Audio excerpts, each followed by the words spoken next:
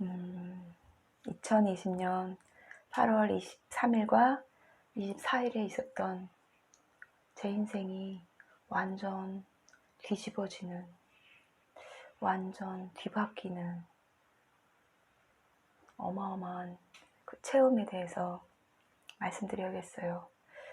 이제 이 이야기를 하지 않고는 다음으로 못 나갈 것 같아요.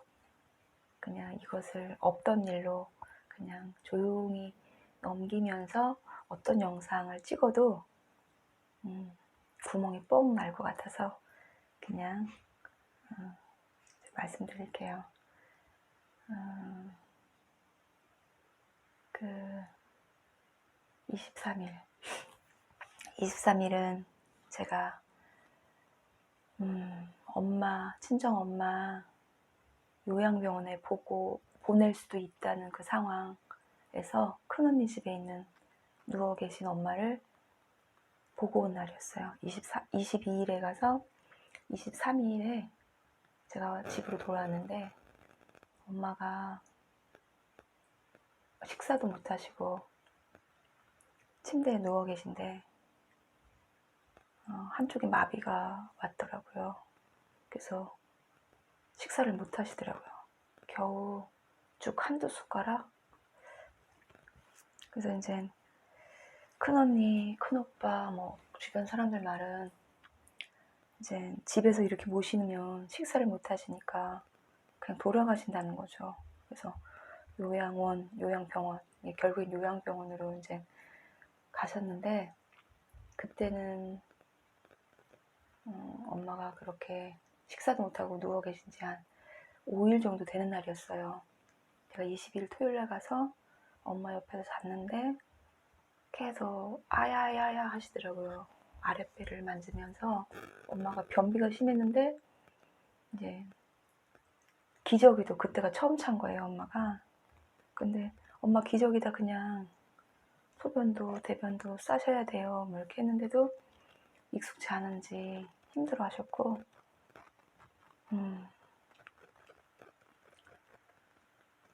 가서 엄마 내가 누구야 이렇게 말했을 때 큰언니 이름만 말하더라고요. 저는 늦둥이 막내딸이어서 저를 또 더 애틋하게 기억하실까 했는데 그냥 계속 모시고 있었던 큰언니만 찾더라고요. 그래서 그때 요양병원에 모시어야 어떤 기구를 설치해서 생명을 좀 유지할 수 있다는 그런 것 때문에 이제 언니 오빠들 다 갔는데 다 알고 있었던 거예요. 어떻게 생각하면 그 모습이 엄마를 보는 마지막 모습일 수도 있다는 거죠. 코로나가 너무 점점 심해지니까 요양병원에 가시면 면회가 안 되니까 어떻게 보면 돌아가신 후에 연락받고 우리가 가서 장례 치러야 되는 상황이 되면 그 모습이 엄마의 마지막 모습일 수 있다는 거였어요. 근데 제가 23일에 돌아오면서 만감이 교차했는데, 나는 어렸을 때부터 제일 많이 한 말이 엄마 죽으면 나도 죽을 거야 이런 말 했거든요. 그리고 항상 우리 엄마 죽으면 어떡하지 이런 걱정을 어렸을 때부터 하고 살았어요. 근데 내 나이 50이 되니까 엄마가 돌아가실 거라고 하는데도 이렇게 담담하구나. 엄마가 내가 이렇게 담담해질 때까지 살아계셔서 너무 감사하다. 삶과 죽음이 도대체 뭘까? 이런저런 생각을 하면서 갑상선 수술하고 이제 나도 많이 성장했으니까, 아픈 일로 성장했으니까 더 잘 살아봐야지, 더 값지게 살아야지 하는 결심을 했었어요. 23일에 엄마를 보고 오면서. 그리고 이제 24일이 낭종 수술을 8월 6일에 했는데 이제 조직 검사가 대부분 이제 외래가 2주 후에 잡혀요. 그래서 24일이 그 조직 검사 결과가 나온 날이었어요. 근데 제가 그 조직 검사 결과에는 염려를 하나도 안 한 거예요. 왜냐면 8월 6일 그 낭종 수술할 때 수술 전에 복강경으로 수술 들어가서 상황이 달라질 수 있고 뭐 다른 과 선생님들도 뭐 와서 수술이 커질 수 있다 이런 사인 했거든요. 근데 수술을 하고 보니까 1시간 반 만에 구멍 3개를 뚫는다는 그 복강경도 그냥 단일공으로 깔끔하게 끝났다고, 25cm였다고 뭐 힘들었다고 하면서도 깔끔하게 끝났다고 해서 그 만약에 암일 수도 있으면 그런 수 있다고 한 걸로 받아들였는데 수술 전에 경계성으로 보인다고 했지만 그렇게 복강경 수술이 의심 없이 잘 끝나서 그냥 이건 말했어요. 아이, 경계성 아니면 좋겠다. 모든 거는 조직검사가 최종이라고 했는데 경계성 아니면 좋겠다. 그냥 양성이면 좋겠다. 이 말 듣기를 원하고 도리어 내가 참외 배꼽이었는데 그 단일공 수술 후에 도리어 배꼽이 예뻐져서 의사 선생님이 되게 말도 없고 좀 무뚝뚝하거든요. 근데 그냥 웃으면서 수술 잘해주셔서 감사합니다 하고 인사하고 와야지 라고 생각했어요. 그리고 이제 남편이랑 같이 갔어요. 남편이 그 몇 주 전에 직장에서 일하다가 그 무릎 인대를 다쳤는데 다행히도 6주 수술은 안 해도 되고 그 6주 진단이 나와서 기본급도 나오고 그냥 그렇게 집에서 이제 그런 요양을 하고 있는 상태였거든요. 그래서 요긴하게 아이들 민진이 출근할 때 태워다주고 막 집에서 기사 노릇을 하고 있을 때였어요.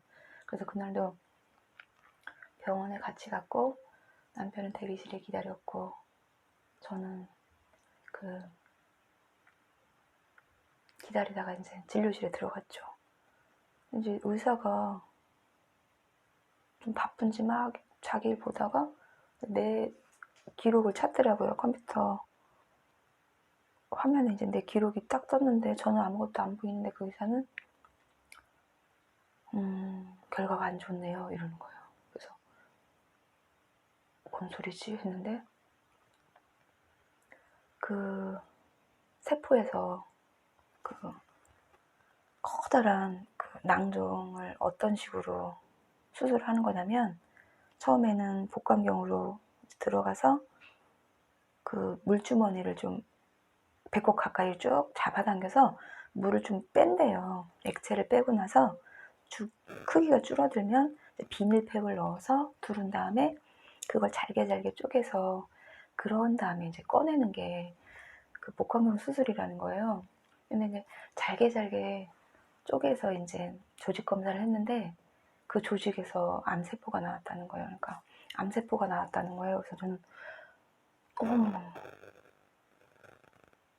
그때부터 멍한 상태였어요. 놀라서 상상도 못한 일이라서. 그래서 제가 한 말은 겨우 저는 오른쪽 난소랑 나팔관 때문인데요 이랬더니 그러면 이제 괜찮은 거 아니냐 했는데 그 의사가 난소암은 수술 방법이 다르다는 거죠. 난소암은 수술 방법이 다릅니다 이런 거예요. 저는 어떻게 해야 되나요? 저 다음 주에 그 의료진 파업으로 원래는 8월 26일에 수술하기로 했었는데 일주일 밀린 상태였거든요. 그래서 그때가 24일이었는데 저 다음 주에 갑상선암 수술해야 되는데 저 어떻게 해야 돼요? 했더니 그러면은 그때 수술하러 들어와서 몇 가지 검사를 합시다 이러는 거예요. 그게 전부였어요. 네 하고 이제 바로 또 그 중증 환자로 등록을 해서 이제 간호사가 막 이렇게 절차를 알려줬는데 그리고 이제 이렇게 나왔어요. 세상이 다른 거예요. 아까 분명히 진료실에 들어갈 때랑 나올 때 나는 영혼이 빠진 상태였어요. 그래서 저 대기실에 남편이 일어나는데 커다란 마스크가 도움이 되더라고요. 보는데 그냥 상대가 좀 불쌍하더라고요. 아, 저 사람은 나 때문에 배우자를 잃는 그런 슬픔을 겪겠구나. 그러니까 저는 그 순간 난소암이라고 했을 때 나는 죽는구나. 나는 죽을 거야.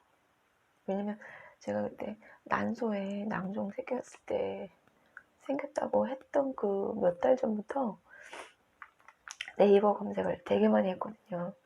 근데 이제 낭종 쪽으로 많이 찾아보긴 했는데 난소, 낭종 찾다 보니까 난소암에 관련된 그런 네이버에 있는 지식도 좀 많이 봤어요.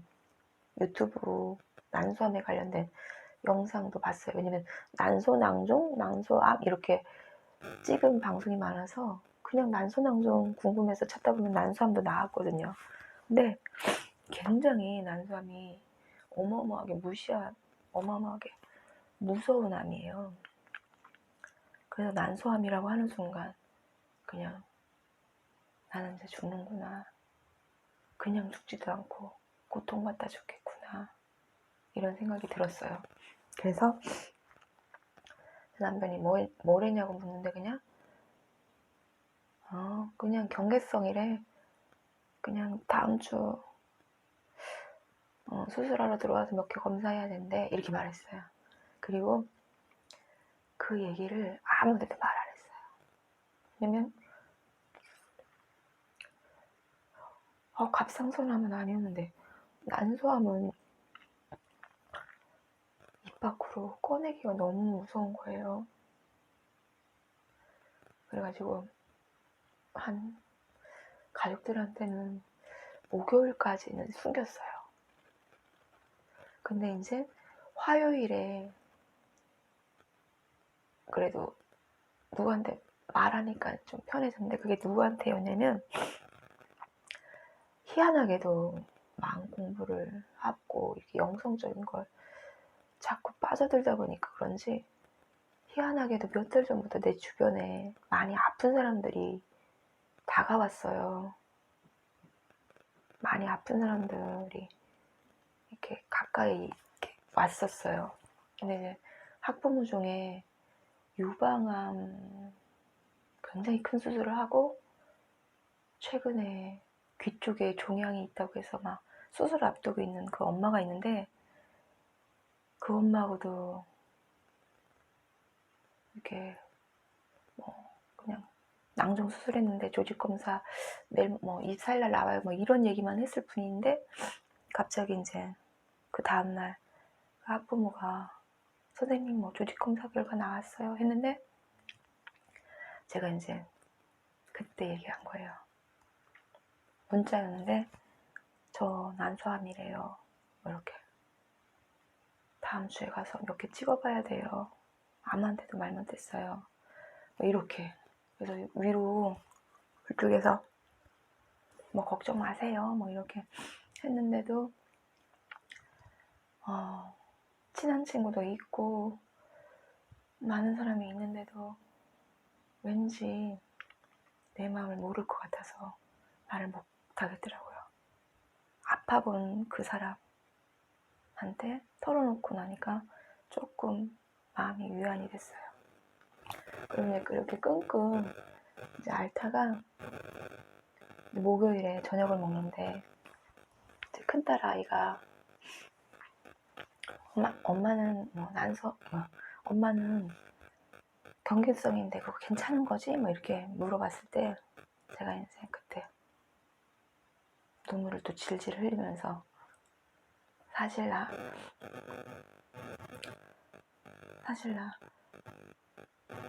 난소암이래 그래서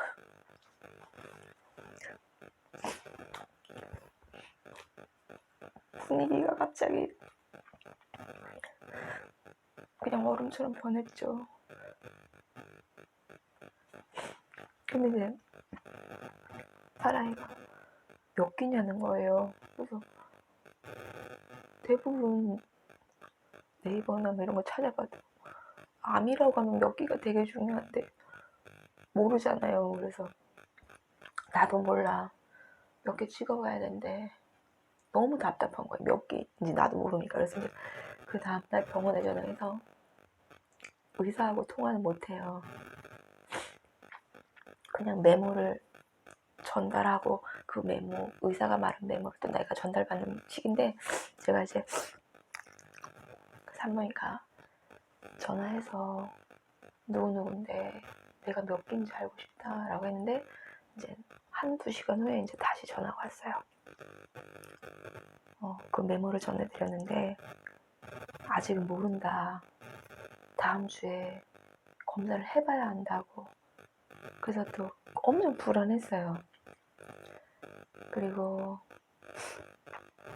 이제 그 다음 주에 갑상선암 수술을 하러 작은 딸이 보호자로 2박 3일 코스로 들어간 거예요. 근데 이제 온통 저는 그 몇 가지 검사, 난소암에만 관심이 가 있어서 갑상선 수술은 수술한 것 같지도 않은 거예요. 여기 있는데 근데 정말 다행히도 그 갑상선 내분비외과 의사 선생님은 되게 친절했어요. 회진도 자주 오셨고 그리고 이제 그 갑상선 수술 전에 들어가서 저 산부인과 무슨 검사 받아야 된다고 꼭 이렇게 전화하라고 해서 이제 그 얘기를 계속 했어요. 그러니까 산부인과 그 의사도 이제 내가 같은 병원이니까 수술하러 들어오는지 알아야 되는 거잖아요. 그래서 이제 그 내분비외과 선생님하고 그 산부인과 선생님하고 저녁답게 통화했다고 하더라고요.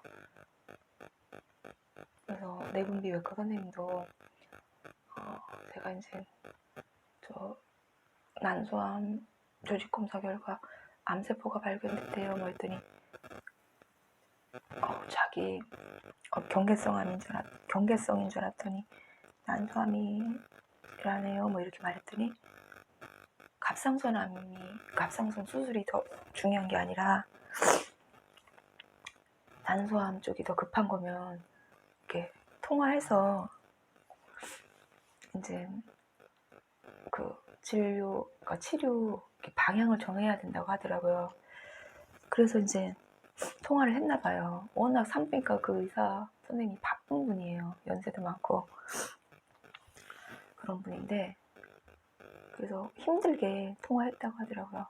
그래서 일단은 갑상선 수술을 하는 걸로 일정대로 하고 2박 3일이 끝났는데 산부인과에서 연락이 없는 거예요.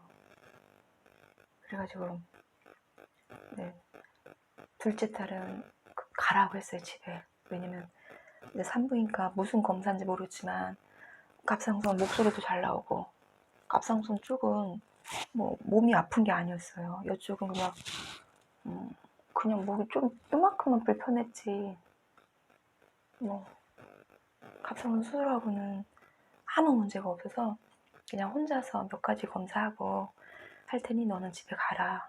그래서 아이를 보내고 이제 그 다음날 산부인과 과전을 해서 병동으로 옮겼죠. 근데 이제 병동으로 옮긴 게 간호간병 그런 병동이었어요.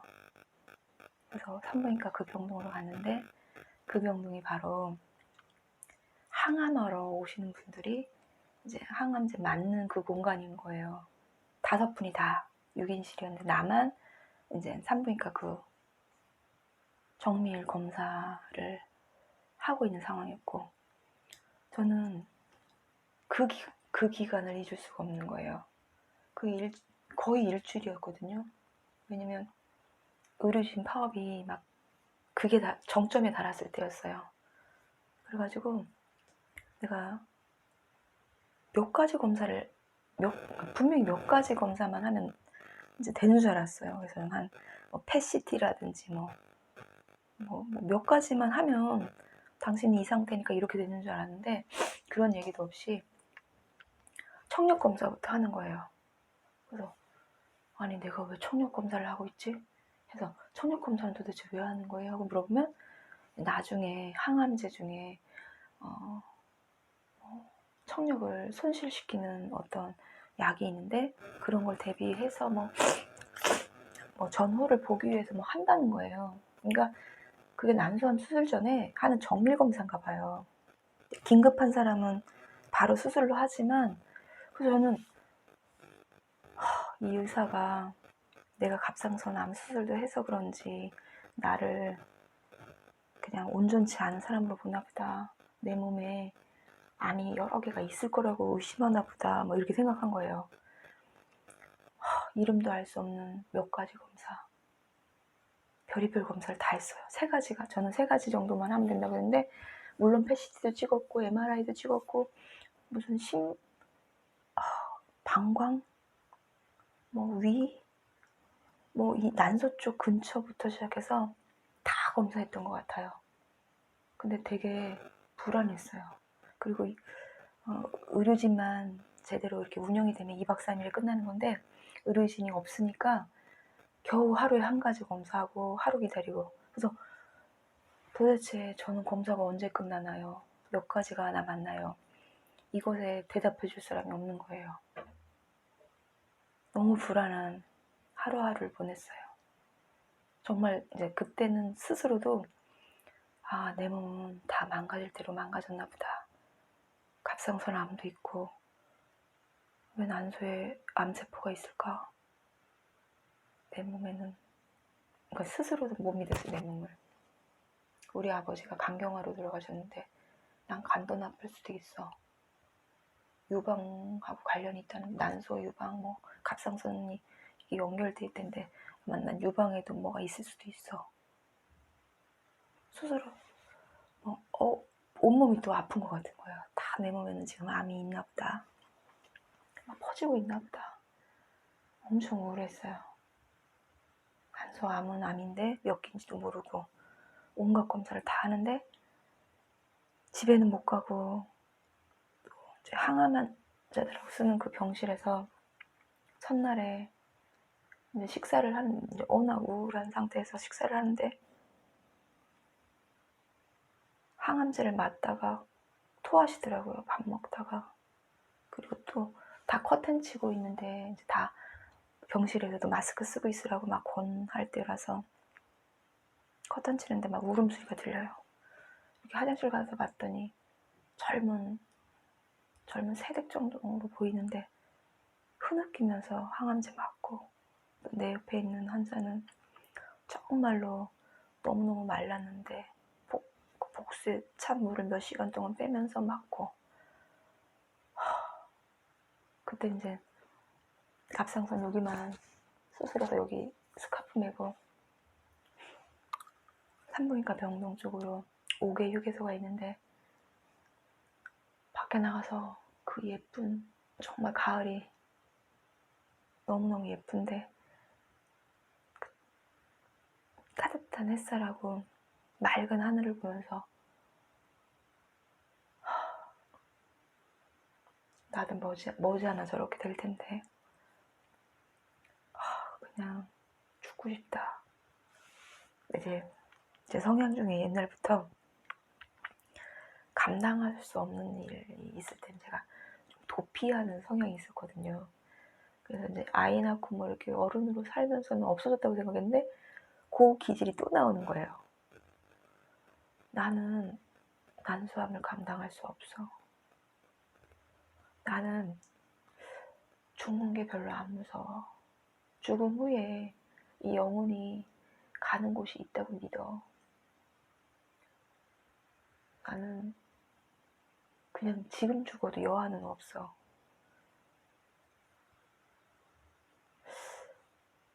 어떻게 그냥 확 어떻게 쉽게 죽는 방법 없나? 난 끔찍한 고통을 겪다가 죽기 싫어. 이런 생각을 했었어요. 너무너무 우울하고 눈물이 왈칵왈칵 쏟아지고 난소암이 아니었으면 얼마나 좋았을까. 그리고 생각나는 게 그거였어요. 8월 6일에 그 제가 단일공 그 복강경 수술하고 몸이 엄청 홀가분해서 그 수술한 다음 날부터 막 밥도 잘 먹고 산책 다니고 할 때 그 병실에 난소암 수술한 사람이 한 두세 사람 있었는데 밤새 아프다고 막 신음소리 내고 회진 왔을 때 이제 의사 선생님이 담당 의가 다 달랐는데 난소암 수술을 이렇게 했고 어디로 전이 돼서 이렇게 잘라냈고 막 말할 때 그 사람들 보면서 제가 참 안 됐다. 난소암이 얼마나 무서운 암인데 난소암에 걸렸다네. 불쌍하다. 나는 그 불룩한 거 다 없어지고 너무 가뿐하고 감사합니다 이러고 있었던 그게 확 떠오르는 거예요. 그래서 처지가 이렇게 달라질 수 있구나. 8월 6일 그때 내가 한 달도 안 지나서 이 처지가 될 줄 누가 알았을까? 타인을 보고 위안을 삼는 건 정말 아무 의미가 없구나. 처지가 바뀔 수 있으니까요. 언제든. 정말 그거 체험했어요.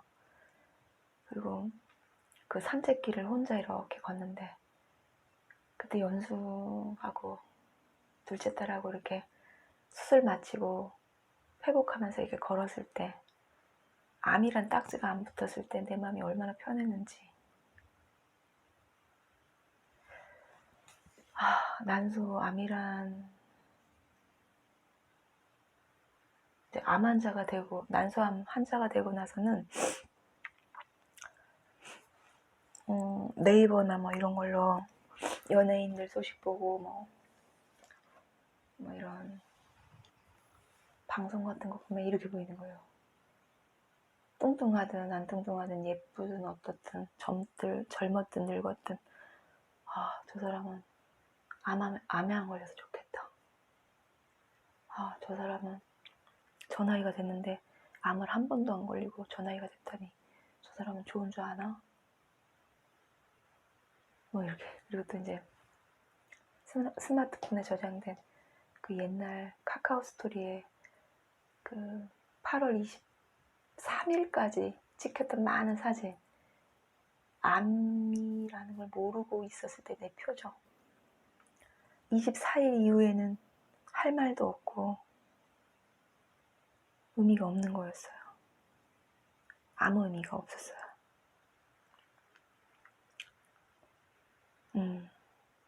그리고 나서 그렇게 이제 절망적이고 친구들한테 이런 말을 털어놓으면 마음만 아프겠지 싶어서 누구하고 얘기를 해야 될까 했는데 이제 그때 동화 쓸 때 몇 년 전에 동화 같이 쓸 때 다녔던 그 학교에 동갑내기 친구가 있었거든요. 이제 그 학교에서는 닉네임을 부르는데 저는 감사하고 그 친구는 팅커였어요. 그래서 1년 전쯤에 또 다른 친구를 통해서 팅커가 항암 중이라는 소리를 들었거든요. 그래서 제가 항암 병동에 있으면서 얼마나 고통스러운지 보고 지금 굉장히 이제 우울해 있는 상태여서 그 친구한테 이제 먼저 카톡을 처음으로 보내본 거예요. 친하지는 않은 상태였거든요. 그래서 이제 팅커 요즘 잘 지내? 하고 카톡을 했는데 한 2-3시간 동안 그 숫자 1이 안 없어지는 거예요. 그래서 이 친구 죽었나 보다 이렇게 생각한 거예요. 근데 이제 나중에 전화가 왔더라고요. 근데 엄청 밝고 힘찬 거예요. 그래서 팅커 나 요즘 이런 일이 있었어. 그리고 요즘 지금 그 아산병원 그 항암병동에서 정밀검사 받고 있어. 지금 너무 최악이야. 그냥 확 죽고 싶어. 뭐 이렇게 말했어요. 그러면서 이제 그때 너 무슨 암이었어? 했어요. 그랬더니 난소암이었다는 거예요. 근데 이제 그 친구는 그 친구 얘기를 듣고는 제가 쏙 들어갔어요. 제 약함, 나는 이렇게 겁쟁이고 약한 존재였구나 라는 거. 그 친구가 난소암이었는데 2달 동안 배가 아팠는데 참았다는 거예요. 그리고 나중에 동네 친구들이 너 왜 이렇게 무식하냐, 그렇게 배가 아픈데 진통제만 먹으면 되냐, 병원을 가봐라 해서 병원을 갔는데 벌써 그 복수가 차서 막 이런 장기로도 전이가 되는 상태였대요. 그래서 개복 수술을 한 번 해서 좀 웬만큼 떼어내고, 그리고 3차 항암을 한 다음에 또 개복을 해서 또 제거한 다음에 결국 12차까지 항암을 했다는 거예요. 자기는 그런, 어떻게 보면 어마어마하게 그게 사기라고 해야 되는지 뭐 그런 상황인데도 지금 잘 살고 있다는 거예요. 그리고 그 친구 말이 저를 따끔하게 이렇게 훈계하더라고요. 어떻게 감사라고 닉네임은 정해놓고 좀 믿음도 있고 한 사람이 그런 얘기를 하냐고 하면서 그러지 말라고 따끔하게 충고하더라고요.